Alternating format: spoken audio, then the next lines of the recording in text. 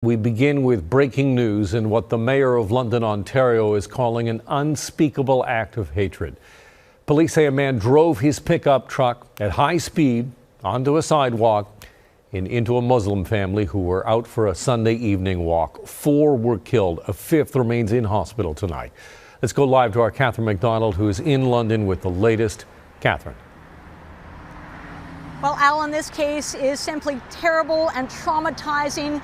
It has sent waves through the town, the city of London, Ontario, through the province, and in fact through the country.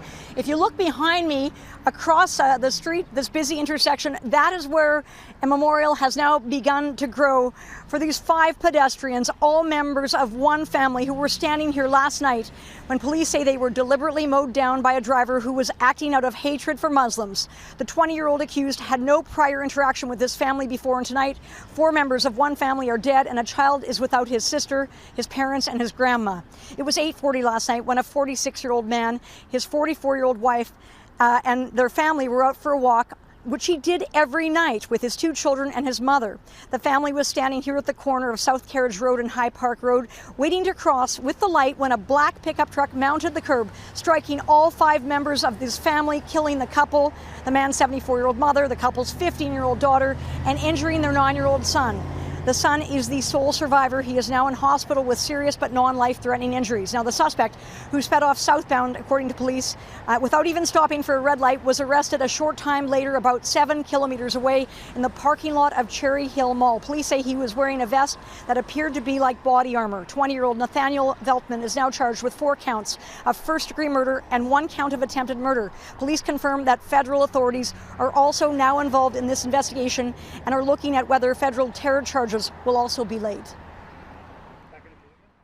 Based on information collected during the course of the investigation, we believe that this was an intentional act and that the victims of this horrific incident were targeted.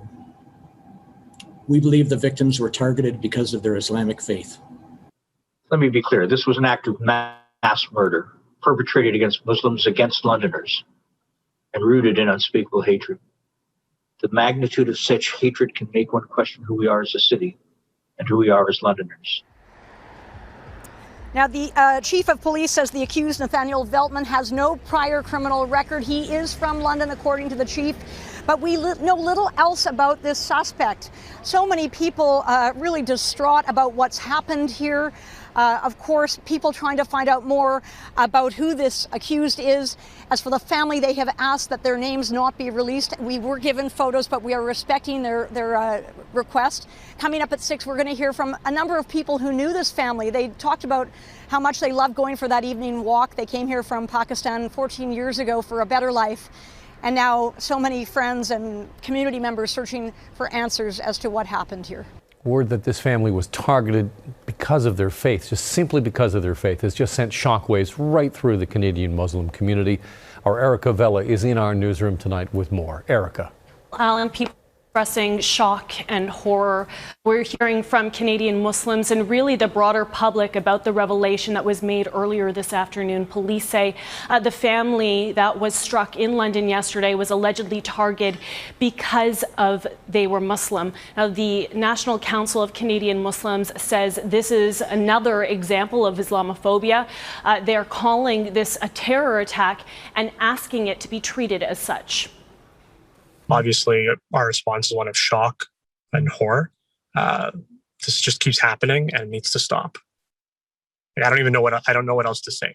I know that all of us are at a loss for words right now. This has just gone, it just keeps happening and it keeps getting worse. And pretty simply, if this isn't an act of domestic terror, I don't know what is. Now, we know there have been attacks against Canadian Muslims in the past, most notably the Quebec mosque shooting in 2017. 6 people were killed and many others were injured. The National Council of Canadian Muslims also referenced a caretaker who was killed out front of a Toronto mosque just last year. We heard from Muslim leaders from London who say the community is heartbroken, but they say they will continue to stand together and fight back against hate. And stamp out Islamophobia and Islamophobic violence. Not tomorrow, today. We will stand strong against hate. we will stand strong against Islamophobia.